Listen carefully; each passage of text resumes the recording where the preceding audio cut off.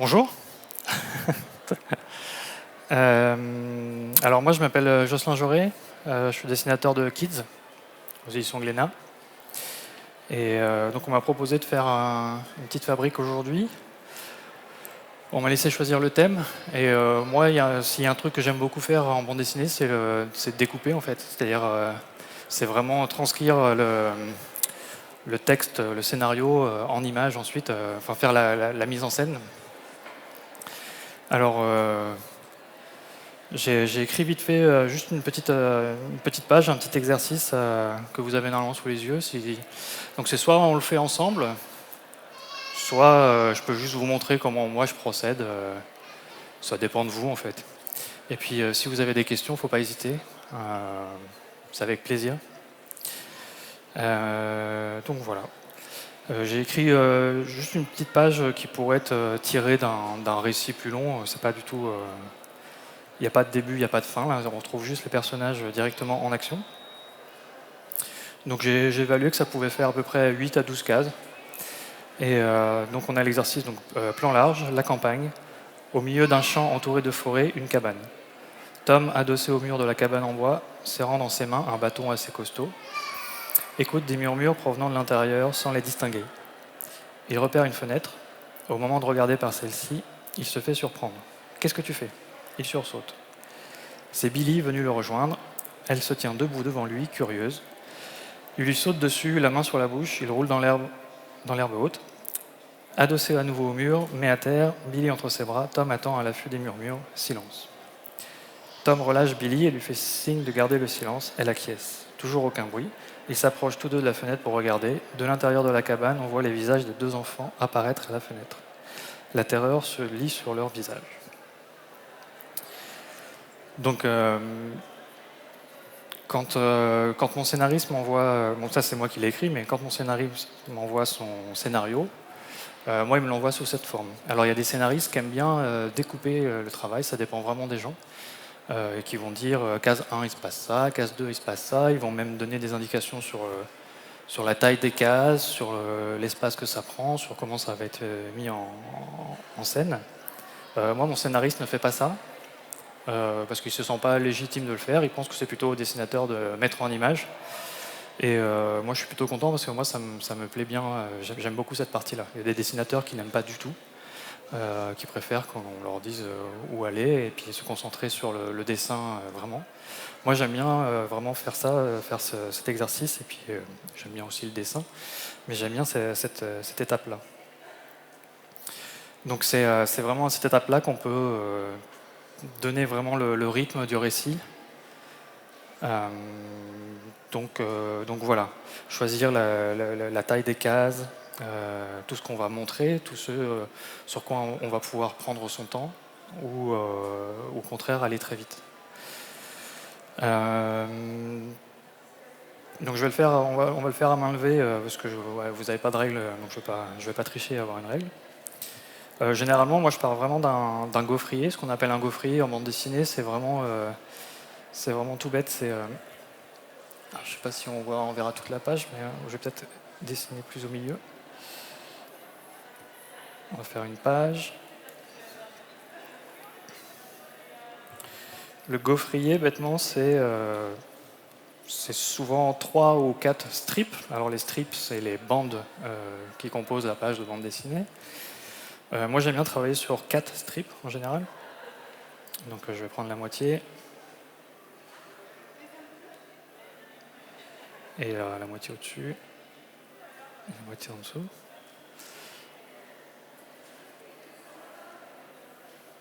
Donc là, on a 4 strips. Et puis un gaufrier classique, on va partager la page en deux. Donc souvent, moi je trouve ça vraiment plutôt efficace de commencer sur quelque chose de très simple, pas avoir forcément des mises en page très compliquées, pour se concentrer un peu sur ce qui va se passer dans ces cases. Et puis c'est une deuxième étape après. Comme je travaille sur ordinateur, c'est plus facile de recomposer après. Bon là, on va faire sans. Mais si je dois éclater un peu des cases, prendre plus d'espace, etc., souvent je recompose après sur ordinateur. Mais donc voilà, donc on commence sur plan large, la campagne, au milieu d'un champ entouré de forêt, une cabane. Donc c'est typiquement ce qu'on appelle en bande dessinée un establishing, c'est-à-dire vraiment une case d'ensemble qui montre l'espace et juste pour situer en fait. Et quand un establishing est bien fait, généralement on n'a pas besoin après de faire plein de décors. C'est-à-dire que si le décor est bien planté dès le départ, après quelques éléments vont rappeler où est-ce qu'on est et ça va suffire. C'est pas une règle, ça peut, je veux dire, on n'est pas obligé de commencer par un establishing, on peut déjà commencer par l'action et puis placer après le décor. Ça dépend de comment on veut rythmer un peu son récit. Donc alors, plan large, la campagne, au milieu d'un champ entouré de forêt, une cabane. Donc c'est aussi à cette étape-là qu'on va faire, qu'on va gérer les compositions. Comme on a un establishing, moi je vais choisir d'avoir une grande case pour bien montrer le décor. Comme il y a après beaucoup d'actions, je ne vais pas non plus prendre tout le strip, mais je vais prendre un bon 2/3 du strip pour faire une case. Avec, alors à la campagne, un champ.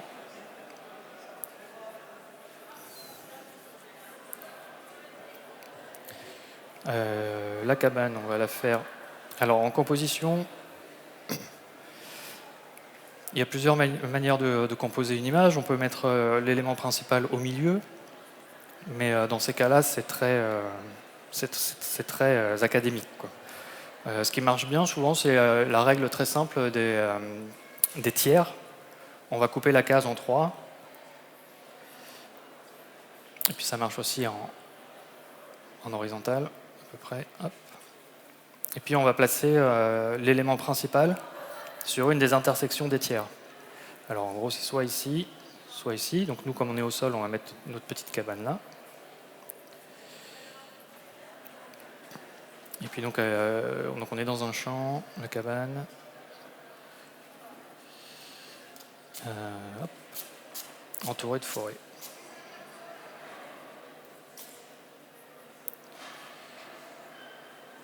Hop. Donc là, on a une composition entière avec l'élément qui nous intéresse, ici. Alors, j'aurais pu choisir de la mettre là, ma cabane, mais comme en Europe, on lit de gauche à droite, et ben l'œil du lecteur va lire ça comme un travelling au cinéma, c'est-à-dire qu'on va commencer, l'œil va commencer par ici et va s'arrêter ici. Donc c'est comme si l'œil du lecteur allait vraiment se diriger vers cette petite cabane. Donc c'est pour moi bien plus efficace de la mettre ici plutôt que ici. Voilà, donc on sait qu'à côté de cette cabane, il y a un petit personnage qui est ici. On n'est pas obligé de bien le voir, mais on peut voir au moins une silhouette. Et puis à côté, il y a la forêt. Donc c'est ça, le storyboard, ça permet de mettre en scène déjà tous les éléments dont on a besoin.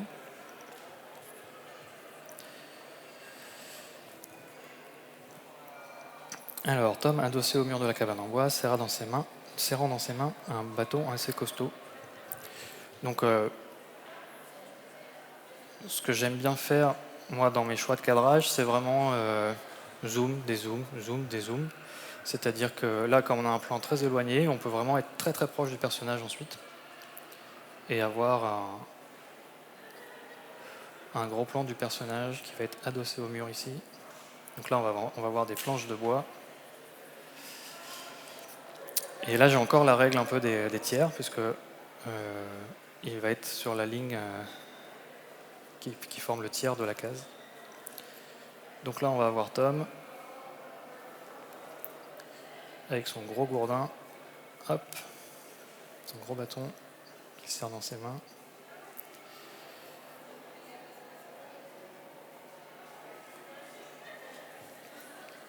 Et donc il écoute les murmures qui viennent de l'intérieur.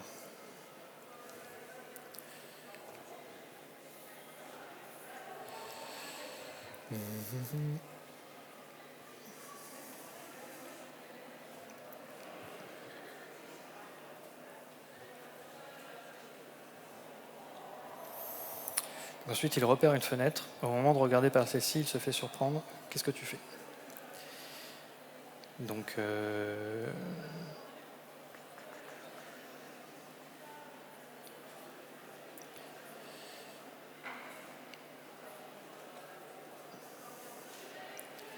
là, on va faire la fenêtre en premier plan, c'est ce qui nous intéresse le plus. Et puis, il va commencer à pencher la tête.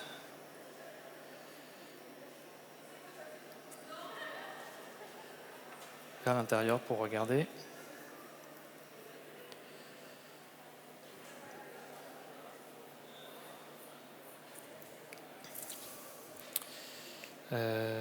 Ensuite, il se fait surprendre, donc ça pourrait être un... Comme il se fait surprendre, on va faire un gros plan, parce que là, ça va être une case où on va vraiment avoir l'expression du personnage. C'est vraiment ça qu'on va vouloir voir le mieux, c'est son expression de surprise. Donc on va refaire un zoom. Peut-être que sur cette case-là, je pourrais encore dézoomer, la voir encore de plus loin. Alors, comme c'est l'étape de storyboard, on recommence plein de fois. C'est pas du tout, il n'y a rien de figé. Moi, il m'arrive souvent de faire plusieurs fois le même storyboard, jusqu'à trouver vraiment le bon angle. Hop.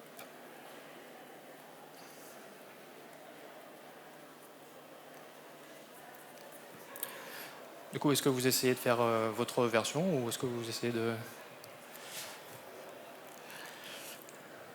Bon, faites comme vous voulez. Mais si vous avez des questions, par contre, n'hésitez pas.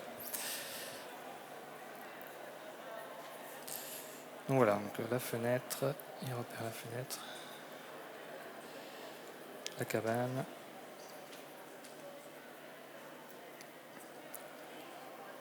Alors en composition, en bande dessinée, mais ça marche en illustration, en image en général. Ce qu'on aime bien aussi, c'est jouer avec les espaces négatifs. Les espaces négatifs, c'est tout ce qui va se passer ici. C'est-à-dire tout ce qui n'est pas un élément du dessin, tout ce qui sera vide. Et là, j'ai encore une composition en 2 tiers, 1 tiers. Là, il y a 1 tiers de vide. Donc ici, on est à peu près sûr que ça sera peut-être blanc. Et puis tout ça, ça sera rempli, soit de dessins, soit de couleurs. Donc voilà, donc ce plan-là, il va marcher un peu mieux. Et là, on va voir le gros plan de surprise avec la petite bulle qui vient de l'extérieur. Donc la bulle de texte qui va venir de l'extérieur. Qu'est-ce que tu fais ?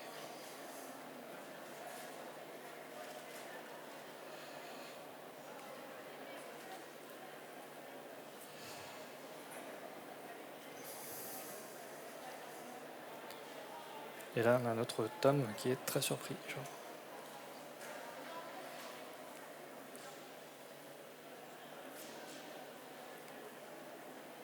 Ah, surprise.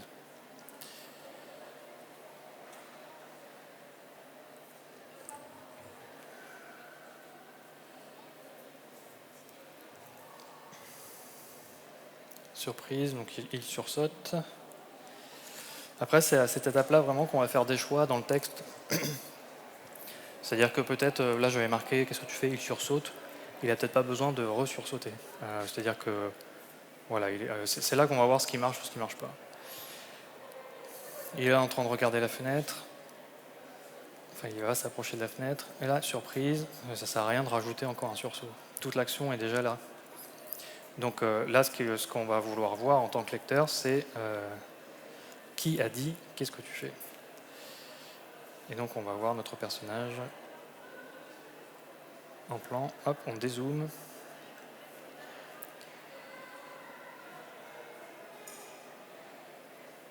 Et donc ça va être la petite Billy qui est venue le rejoindre.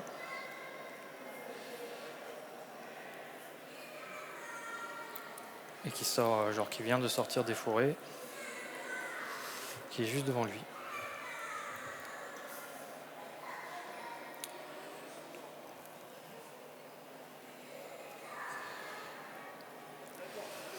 Alors, là par exemple, je viens de poser ça, je pense que ça marche pas très bien. C'est-à-dire que effectivement, on voit qui a prononcé ça, mais on n'arrive pas à la situer par rapport à lui. Ce qui est important dans une mise en scène, c'est d'arriver à montrer les personnages, comment ils sont situés les uns par rapport aux autres. Donc là, ça ne me convient pas parce qu'effectivement, on voit que c'est elle qui a parlé, mais on ne sait pas comment ils sont placés. Donc j'enlève ça, ça ne me va pas. Et puis je vais plutôt placer Billy en tout petit. Carrément, peut-être même en silhouette, juste en silhouette. Comme ça, on n'a pas encore découvert le personnage. Et puis lui, qui est toujours avec son cordin, adossé au mur. Et là, elle est vraiment devant lui, donc on arrive à les situer mieux. Elle va être là, et lui va être là. Ça me permet d'aborder un autre truc aussi, qui est sur le placement des personnages. Il y a certaines règles en bande dessinée, toutes simples, qui sont que s'il y a un personnage à gauche et un personnage à droite, et qui discutent entre eux, eh ben on va essayer de toujours les laisser à gauche et à droite, toujours les garder en même position. Ça va faciliter la lecture pour le lecteur.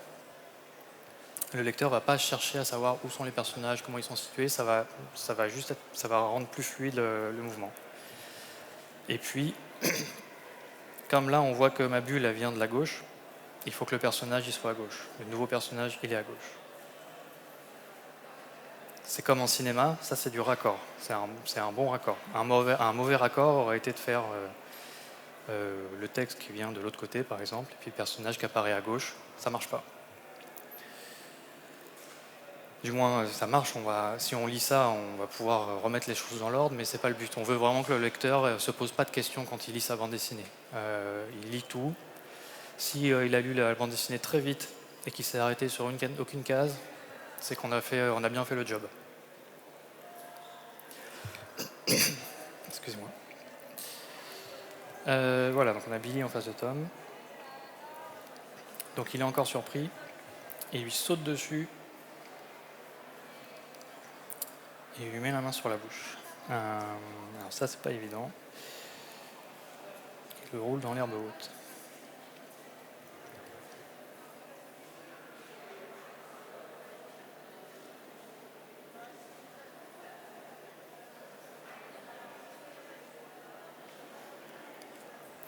Je pense qu'ils n'ont peut-être pas besoin de rouler dans l'herbe haute. Il faut juste la prendre très vite. Donc, comme il y a de l'action, il va y avoir des speedlines. Hop.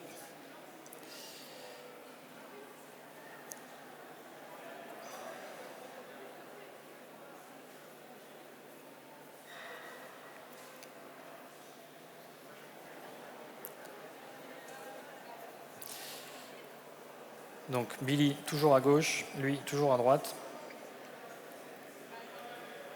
Il lui met la main sur la bouche. Hop.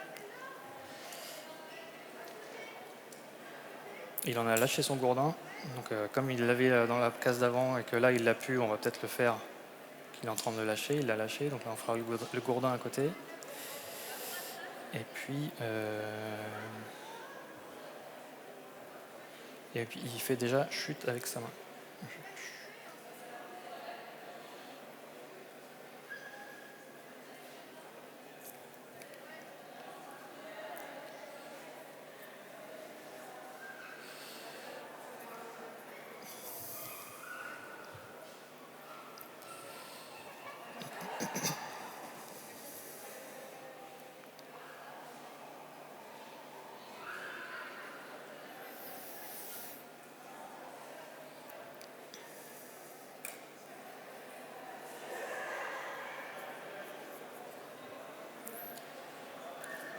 Alors comme cette case, ça sera une case avec de l'action, donc il l'attrape, tout se fait très vite. On peut casser un peu des choses. Par exemple, c'est quelque chose que je fais assez rarement, mais il y a beaucoup d'auteurs qui le font, c'est de faire dépasser les personnages des cases. Moi, ça m'arrive de le faire, surtout sur des scènes d'action comme ça. C'est-à-dire que là, on pourra imaginer que le pied de la petite sort de la case, par exemple. Parce qu'il y a quand même de la perturbation, il y a de l'action, donc on peut se permettre ce genre de choses sur ce genre de case.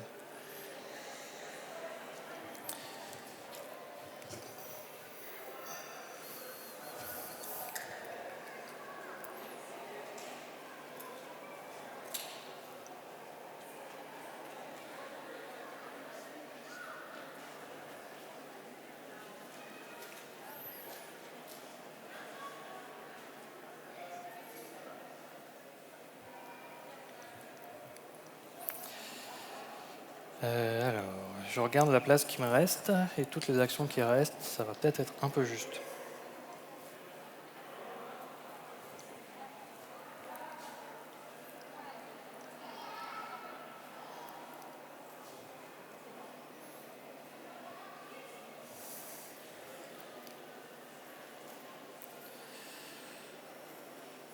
Alors généralement, sur un strip, on peut faire une case, deux cases, trois cases, ça va encore. Au-delà, ça commence à être serré. Et puis il y a des règles de rythme auxquelles il faut faire attention, c'est-à-dire que souvent, plus les cases sont courtes, plus ça va suggérer pour le lecteur un moment très rapide. C'est-à-dire que là, première case, on a un establishing, donc un grand décor, et ça va donner l'impression d'une pause lente. Le temps qu'on lise cette image, on a le temps. En fait, le lecteur va faire lui-même cette notion du temps qu'on n'a pas en bande dessinée, qu'on a en film, au cinéma, mais qu'on n'a pas en bande dessinée. Donc en bande dessinée, c'est vraiment le lecteur qui va se faire son propre rythme. Donc généralement, une grande case bien longue, comme ça va vraiment suggérer un mouvement long, donc le lecteur va prendre le temps de la regarder. Si on fait plusieurs petites cases très courtes, ça va suggérer vraiment des mouvements très brefs. Donc il faut que ça soit justifié. On ne va pas faire un décor sur une toute petite case, ça n'a pas de sens. Donc là, comme les actions vont être assez brèves, je peux me permettre encore de faire deux cases aussi ici. On peut refaire un gros plan peut-être de la main et de la main et la bouche de Tom qui fait chut. Peut-être même ajouter un chut comme ça.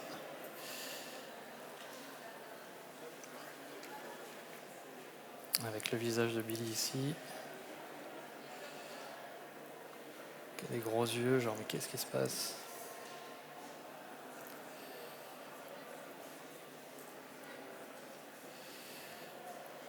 Alors j'essaye quand même d'avoir un dessin un peu lisible. Souvent en storyboard, je vais très vite, il n'y a que moi qui arrive à lire le dessin. Bon là comme je vais quand même essayer de me faire comprendre un peu.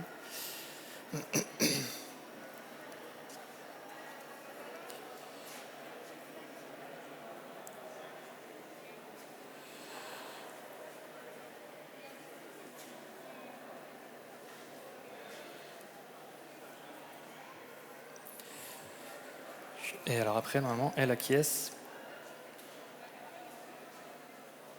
Donc on pourrait avoir exactement la même case, le même cadrage.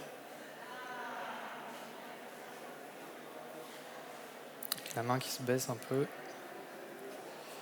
Et puis Billy qui fait un geste de tête pour acquiescer.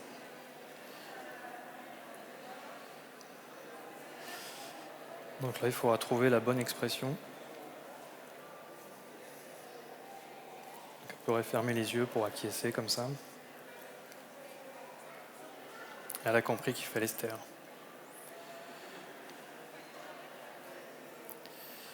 Donc il va falloir suggérer le mouvement ici, ça va pas être évident. Sur un gros plan comme ça, peut-être que c'est pas une bonne idée. Bon, on va laisser ça comme ça, puis on verra après. Genre, peut-être qu'en faisant juste une petite bulle où elle fait... on va savoir qu'elle acquiesce.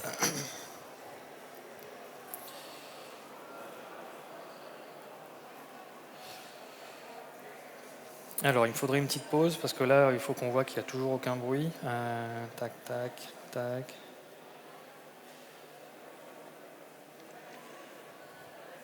Peut-être qu'on pourrait dézoomer un peu sur une case très très fine et les avoir les deux adossés à la cabane.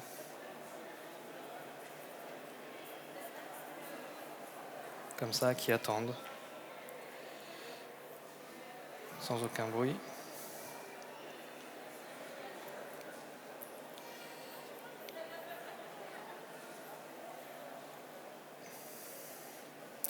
Donc il va me falloir une dernière case quand même assez grande pour la surprise.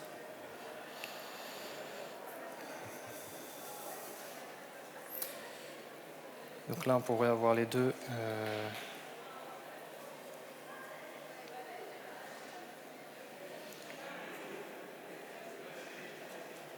qui s'apprête à regarder par la fenêtre.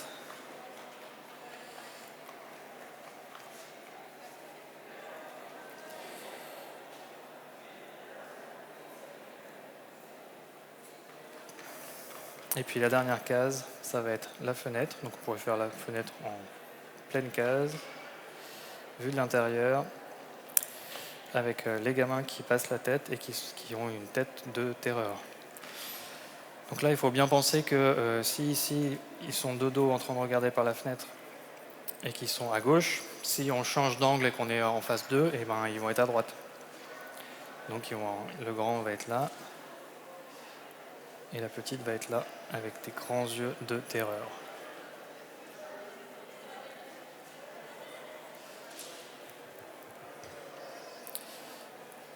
Donc ça me permet d'introduire quelque chose aussi qu'on voit beaucoup en bande dessinée, avec lequel on aime bien jouer, c'est d'avoir un élément de surprise. Alors, le moment avant la surprise, en fin de page, en bas. Si vous lisez un Tintin, surtout Tintin, à chaque fin de page à droite, parce qu'en fait, le temps que le lecteur tourne la page, il va avoir la surprise de ce qui se passe. Il y a toujours un personnage qui est genre oh, qu'est-ce qui se passe tout le temps, même s'il n'y a rien après, c'est juste une gestion du suspense qui donne envie de tourner la page et voir ce qui se passe. Alors ça marche bien pour les pages de droite, plus que pour les pages de gauche. Donc c'est souvent quelque chose aussi qu'on doit garder en tête, savoir quand on ouvre une page de bande dessinée, bon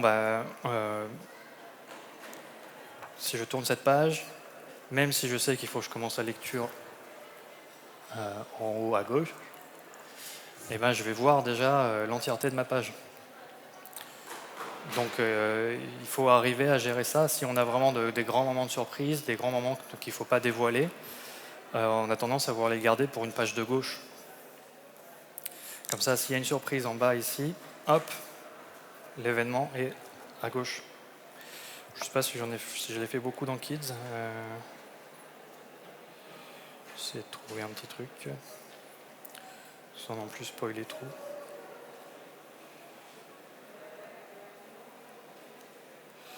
Bon, évidemment, j'en ai pas fait beaucoup dans celui-là.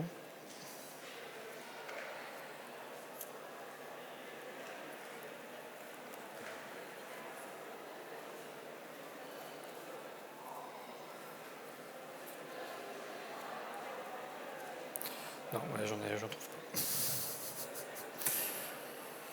Mais bon, voilà, vous avez compris l'idée.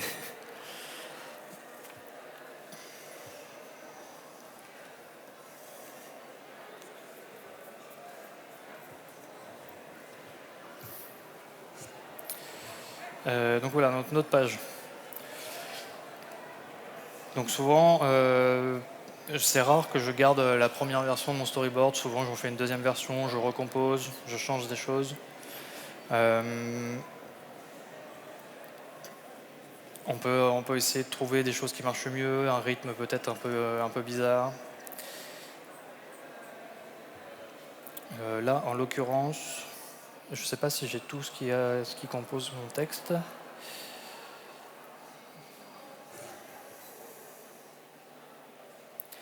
Mais peut-être que la partie,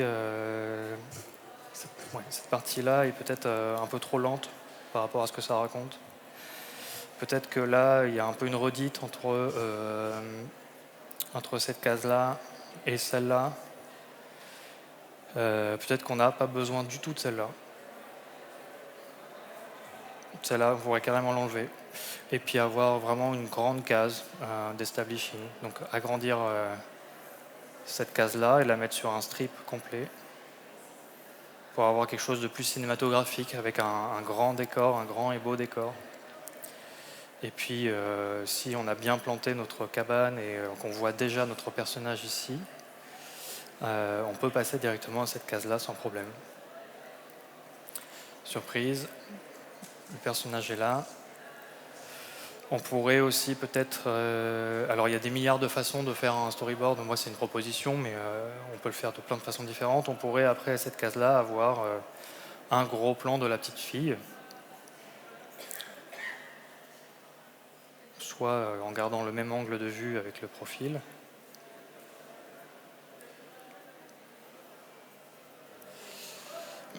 soit en ayant une case avec son visage de face, pour vraiment la présenter. Ça dépend un peu à quel moment on est dans le récit. Si jamais on n'a jamais vu le personnage, par exemple, ben oui, ça va être important d'avoir une case où on voit mieux le personnage, où on le découvre. Si ce personnage-là était déjà présent à la scène précédente, qu'on a déjà vu qu'elle traînait dans le coin, dans les bois, etc., peut-être qu'on n'a pas besoin de la voir en détail. On saura qu'elle est là. Voilà, donc là on a l'action.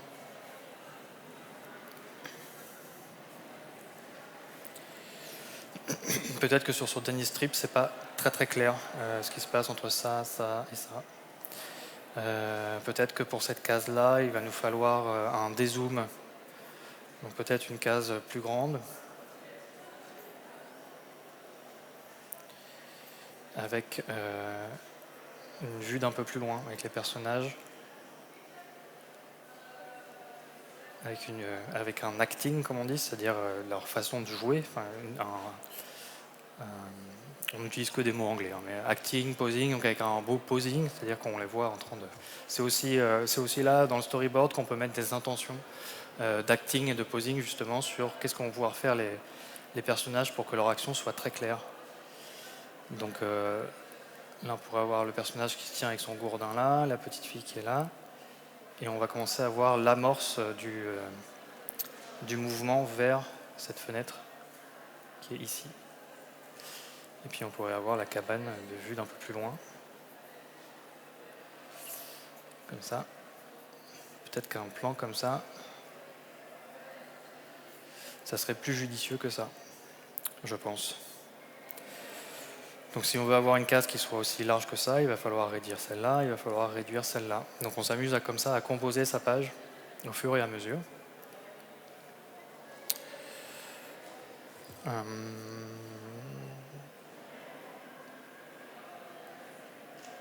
Donc voilà. Moi généralement, c'est ce que je fais pour mes pages de storyboard, c'est-à-dire que je prends le temps comme ça de faire, je fais tout l'album en dessin comme ça assez rapide, même plus rapide que ça. Là j'ai essayé quand même de détailler pour qu'on comprenne bien les actions. Mais des fois, moi juste un dessin avec ça me suffit pour savoir qu'il y a un bonhomme, et puis éventuellement si j'ai des bulles, je vais faire ça, ça et ça, je sais qu'il y a 2 bulles. Je vais très vite là-dessus. Des fois, je peux vraiment prendre du temps pour faire presque un crayonné. Mais généralement, ça se cantonne à ça. Est-ce que vous avez des questions? Parce que je ne sais pas si j'ai abordé tout ça vraiment très rapidement. Je peux détailler des choses si vous voulez. Je peux parler du sens de lecture aussi qui est important. Enfin, j'en ai parlé déjà un petit peu dans la première case. Sur ces histoires de raccords aussi. Moi, j'aime vraiment comment rapprocher ce travail du cinéma, c'est-à-dire que on peut trouver des faux raccords comme on trouve en cinéma. Moi, je sais que je les repère tout de suite dans les bandes dessinées. Il y a beaucoup de gens qui s'en foutent un peu. Moi, j'aime bien que ça soit bien fait. Sinon, ça arrête ma lecture. En fait, j'aime pas sortir de la lecture parce qu'il y a un faux raccord. Un faux raccord, par exemple, typiquement, c'est quelqu'un avec un arc qui va tirer une flèche. Sa flèche sort du cadre à droite. Bon, bah, si la case suivante, on voit l'effet de la flèche qui arrive quelque part, eh ben, il faut que la flèche, elle arrive de la gauche. Parce qu'il y a un sens de lecture comme ça. Si la flèche arrive de la droite, bon, on va comprendre parce qu'on n'est pas bête quand même en tant que lecteur. Mais par contre, on va faire une petite pause. Notre cerveau va faire une petite pause et va se dire, ah, un truc est bizarre parce que, il y a quelque chose qui ne va pas dans le sens de lecture. Si c'est fait naturellement comme ça, le lecteur ne va pas s'en apercevoir. Il va lire l'action d'une traite. Il va lire l'action d'une traite et nous, on aura bien rempli notre travail. Il faut que vraiment le lecteur ne s'aperçoive pas de ce travail. Excusez-moi.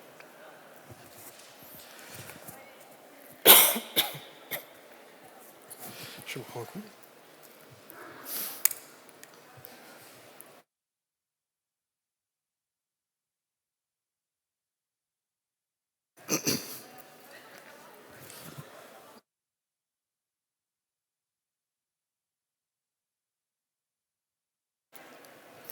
Un chat dans la gorge.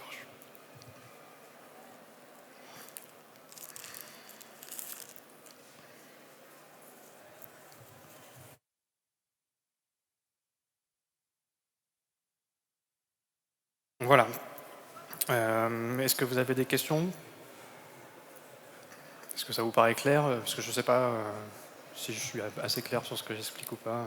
J'essaie de donner des petits trucs. Il n'y a pas énormément de règles en storyboard, en narration et tout ça, mais il faut quand même les savoir. Il y a beaucoup de gens qui aiment aussi les savoir pour les contourner, hein. Ça peut toujours être aussi un jeu de s'amuser à contourner les règles. Par exemple, tout à l'heure, j'ai parlé du sens de lecture sur une discussion entre deux personnages. Si le personnage A est à gauche, le personnage B est à droite, il faut qu'il garde toujours la même position. On peut très bien imaginer aussi à un moment donné que dans le dialogue, il y a une rupture. Si ce sont deux personnages, par exemple, qui se disputent et qu'il y en ait un qui est l'aval sur l'autre et que cette situation s'inverse, on pourrait tout à fait imaginer qu'on bascule aussi la position des personnages. Il y a beaucoup de gens qui s'amusent avec ce genre de choses, ça marche très bien. Il y a aussi des règles, il y a la règle qu'on appelle la règle des 180, qui est, exemple, à une terrasse de café. Alors généralement, quand on fait de la mise en scène, on aime bien aussi faire des plans pour savoir où se situent les personnages, où se situent les caméras aussi. Moi, je place vraiment des caméras comme si je faisais du film, alors qu'il n'y a pas de caméra, hein, on fait que des images. Mais c'est important pour la mise en scène. Et donc la règle des 180, c'est, exemple, à une terrasse de café, un personnage A, un personnage B, assis à une terrasse. Ils sont en train de discuter. Et notre caméra, en fait, va garder un angle de... alors là, on va faire un angle de 180 degrés. Hop. En fait, notre caméra va se placer sur cette ligne-là pendant tout le dialogue. Il ne faut surtout pas qu'elle passe de l'autre côté. C'est-à-dire que si je mets une caméra ici, ben mon personnage A il sera à gauche, mon personnage B il sera à droite, dans ce qu'on verra. Si je mets la caméra bien en face, pareil, le personnage A il sera à gauche, le personnage B il sera à droite, etc., etc. Si on bascule de l'autre côté, on a une inversion des positions des personnages et on peut perdre le lecteur. On peut, au moment où on va lire ça, on ne va pas comprendre. Notre cerveau va bugger un petit moment, ça passera très court parce qu'après on arrive à reconstituer ce qui se passe, mais on aura une petite rupture et ça ne va pas marcher pour la fluidité de la narration et c'est pas ce qu'on cherche. Nous on cherche vraiment à ce que le lecteur lise toute l'action d'une façon très fluide. Alors après, comme je disais, ce sont des règles, on peut aussi vouloir les casser justement pour créer cette rupture et puis aussi pour faire bugger un peu le lecteur, ça peut arriver. S'il y a vraiment une rupture dans le récit, quelque chose qui est vraiment qui bascule tout, on peut aussi complètement casser cette règle. Mais ça, c'est vraiment des règles toutes simples pour apprendre à mettre en scène d'une façon fluide une scène.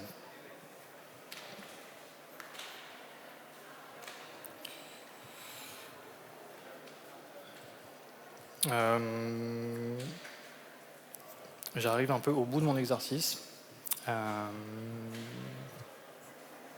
Si vous avez des questions, c'est le moment. Sinon, je pense qu'on va pas tarder à s'arrêter.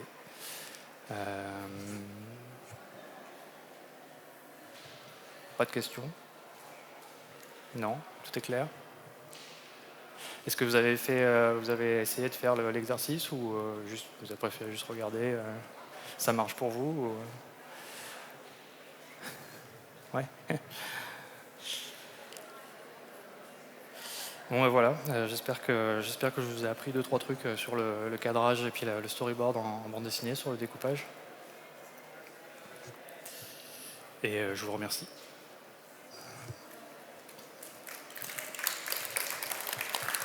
Merci à vous.